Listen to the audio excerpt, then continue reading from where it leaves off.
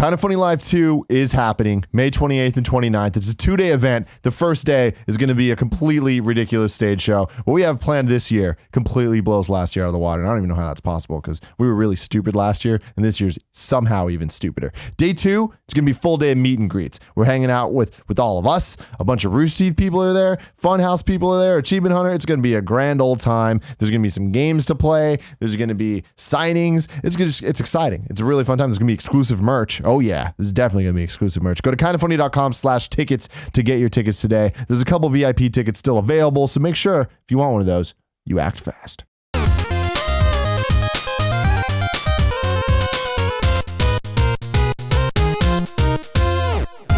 Topic 2.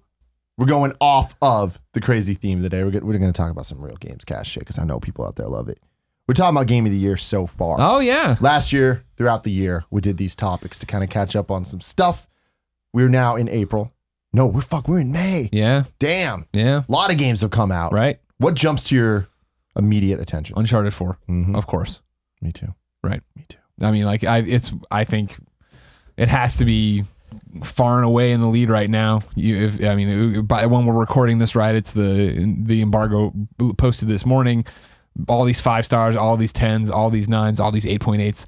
Like, people love this game, and it's clear why. Poor Lucy. It'll always be the interesting thing of, will it make it by the end of the year, right? Because again, Uncharted was obvious. Mm-hmm. It was obvious this game's going to be great. It was obvious going to be, but it all works against it by the end of the year. That, well, sure, we expected Uncharted to be great, but game Y that came from this indie studio that we didn't know and did this, that, and the other and set the world on fire. Didn't hurt The Last of Us though in 2013. Sure. Yeah, don't get me wrong. That's the thing. But I mean, like, you know, but there's always that thing with sequels where you have this game that's its 4th edition. I think it'll work to its benefit that it's the last Uncharted. This is your last chance to give an Uncharted game of the year. I think this has been a good year so far. Well, Uncharted, I think, comes to mind. I think Uncharted obviously is the game to beat. In terms of fun, I think Ratchet and Clank is the game to beat. Like Ratchet and Clank, I think is a way more fun game than and plays better. I actually think than Uncharted. Really? But I do think that's not. Gameplay is king typically, but I think Uncharted is really one of the examples where I'm like, is it really king in this game? I don't think so. I mean, they're the king of third-person shooters. Even Gears of War is way better. Vanquish is way better. There's a bunch of third-person shooters that are better, but that's not what we're playing Uncharted for. So I was listening to the review yesterday after because I had reviewed it with you guys. You had beaten, and you were very patient with me and waiting for me to beat it. And I beat it yesterday, and I was kind of blown away by it. The end. And it went a different direction than I thought it was going to go. I didn't expect it.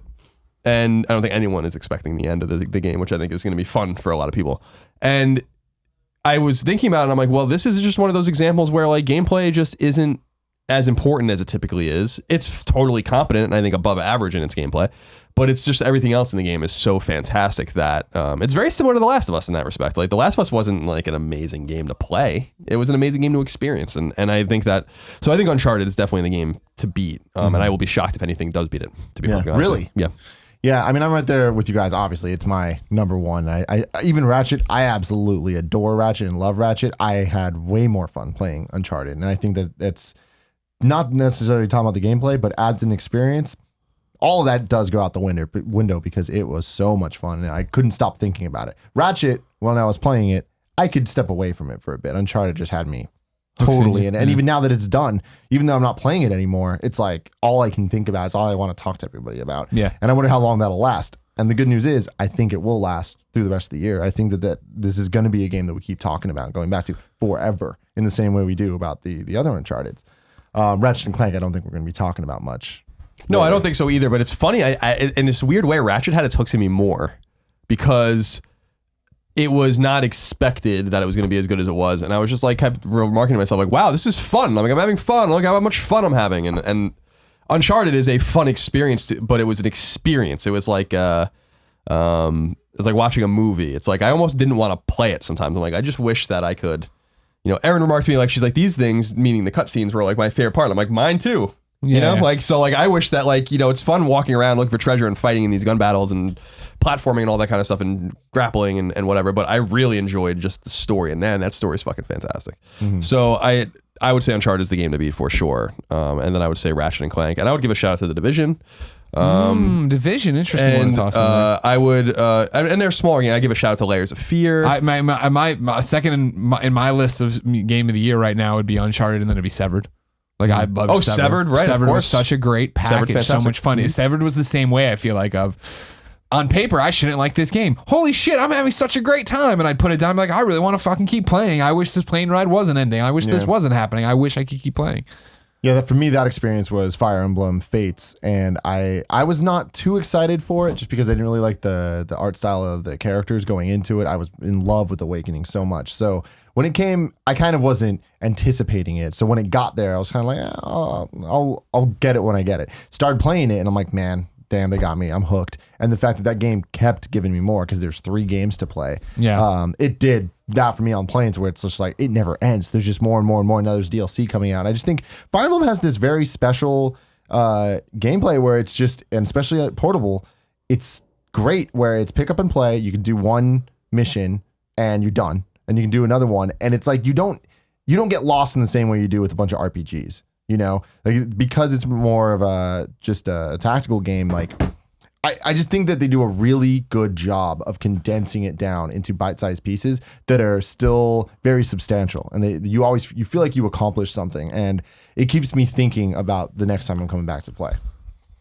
Now, you were more up on it than us. Is Firewatch on your list anymore? Yeah, I think Firewatch is definitely on the list. Yeah, for right now, like in terms of like we assemble this ballot. Last year when we ended the year, we did our game of the year discussion. We had 10 games each. Yeah. Firewatch would definitely be on that. I don't think it's going to leave. Interesting. And yeah, because 10's a lot. Yeah, no, totally. I think Firewatch, it was a great experience. And again, I said this even during the review, I didn't necessarily have fun playing it. I think it's kind of like what you're saying about Uncharted to a much lesser extent, because you still have fun playing Uncharted. I didn't really have fun playing the game, but I was so interested by it that I was compelled to keep going. And looking back at it, I love the story.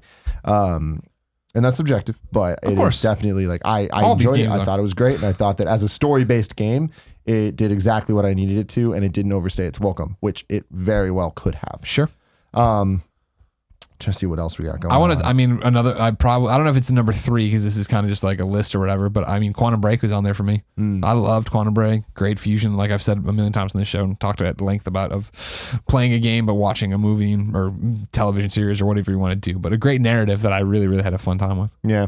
I want to give a shout out to a couple games just because I'm sure we're going to get a million comments on them. These aren't our cups of tea, but like this year has been a great year for gaming so far for so many people with The Witness, XCOM 2, Stardew Valley, Hyper Light Drifter, and Dark Souls 3. Those are all games that aren't necessarily things that we're gonna play, but like it seems like people absolutely adore love that, all of that those. Stardew Valley, yeah. Which when apparently it comes to Vita, apparently it's coming to console now. We'll believe it when we fucking play it and get some trophies. You know what I'm saying over here? But yeah, The Witness is a great one to put on there too. Yeah, because you're exactly right. Popped it in, played it for like whatever, a couple hours, and I was like, not for me. But I see why people love it, and it's beautiful. I totally understand why people would want to be part of this, why they get into this. And Stardew Valley, yeah, that's definitely one that has my interest, but not enough for me to sit down and play it on a PC or whatever, just because I have so many other things to play and screw around with. But that's the type of game that once it gets on Vita, I want to see how interested you in. Sure, but I bet it'll only be on PS4. Okay. But if it made it to Vita, that seems like a right up your alley. Sure, no, I agree with you 100%. Thing. Yeah, it's just not there. So there are more. Yes. To discuss, I think. So. Some of these games didn't come out. Some of them didn't. Yeah, that's where it gets tricky, but right? Alien Nation's clearly going to be on that list. I haven't spent enough time with it, but I mean, the game's going to be awesome. I mean, that's definitely going to be on my list. Enter the Gungeon was really cool on PS4, but I you probably put on your list. Yeah, I don't know. I put it on my list. Hitman Go definitely would be on my list on Vita. Foul Play would definitely be on my list. Interesting. And you really like Foul Play. Yeah, I think Far Cry Primal was really cool. I dumped a bunch of time into it. Saturday Morning RPG, which came to Vita and PS4 this year, but is actually an older PC game, I think would definitely be on the list. And I'm assuming you'd want to give, even though you haven't touched it yet, Shadow Complex Remastered. Yeah, I mean, obviously. Yeah, that's probably going to be... I don't know that I can resist Shadow Complex Remastered. So, so there are a lot of... No, it's a very good I feel like there's been a lot of good games, even great games, but amazing game of the year games. It's like, what would I give nods to? Yeah, exactly. I mean, for me, Amplitude, I would totally give it. Sure. That was on my list last year because technically for not Patreon backers, Kickstarter backers, they got it the week before. The year ended in 2015, but it was the first week of 2016. So I'm gonna count it, and it's definitely gonna be on the list. I spent so much time in that game, and it is just perfection. I'll allow it. Yeah, Firewatch, Digimon Story, Cyber Sleuth, not gonna be on my list. It's cool. People really like it. It was a little too grindy for me, and it was just way too long. It's fun. It's cool. It's not what I'm looking for in a game. Unravel. No way. You didn't like Unravel? No, totally. It was like, what is going on? Why is this Super hot. I played through it on PC. hot. It's now on Xbox One. Xbox One. I loved it. I love it because it's short. We did that Let's Play. I loved it too, but I need to sit down. I got my Xbox One version. I haven't sat down to play it because it's short, isn't it? It's very short, and it's one of those games I would definitely put on my list. I think it's a lot of fun, and it's is there a reason to replay it or anything like that? I mean, and I'm not like saying length justifies purchases. Replaying isn't so much my thing. Yeah. So like I would never replay it. But it's great. But I also would never replay Portal, and I absolutely love Portal. Sure, that's good. I think that they're similar in the sense that like it's a great experience through, and then you think about it a lot afterwards. Gotcha. Bravely Second. Again, I haven't played it. Have you given the Bravely series a try? People that said I'd love it because it's class-based, job-based. But no, that would require me to play 3DS, and I don't even know where my 3DS is at this point. Twilight Princess HD came out. Cool. Pokken Tournament. Loved it. Like being Kevin did the Let's Play. That was fun. I play with my roommate every once in a while, and when we're bored of Smash. And it's cool. It's a fun diversion. People seem to really like it, and it's getting a lot of pickup in the tournament scene, so that's good. Star Fox Zero, no. Walking Dead Michonne. No way. Yeah, cool. Is episode 3 out? Yep. And you beat it? Yep. Man. Another, it was the inverse where it was like, episode 1 was fine. Oh, episode 2 was, episode 3 is fine. You know what I mean? Party Hard. Yeah. Came out on PC last year. It's now on PS4. That game is awesome. Yeah, that game is really cool. Yeah, it's a really, fun. really cool game. Yeah. That's it. That's my list. I'm sure we're going to miss something, but I feel like there's definitely a consensus.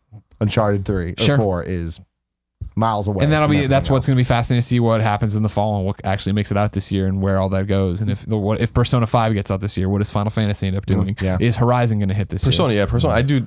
It's coming out in the fall in Japan, right? I assume that they're September 15th in Japan. I love it. Right? Yeah. I love it. That's so awesome. Talk shit, get shot. So bold. I really still think that Persona in a way is going to eat Final Fantasy's lunch. I don't think that it's going to eat its lunch in terms of sales. It's going to sell very well. I'll bet that it's going to score way higher on Metacritic though. So I think it'll be a bigger critical hit. The game looks fucking awesome. Yeah. I was like, did you watch the trailer? Oh yeah, hell yeah. Like it's so stylish.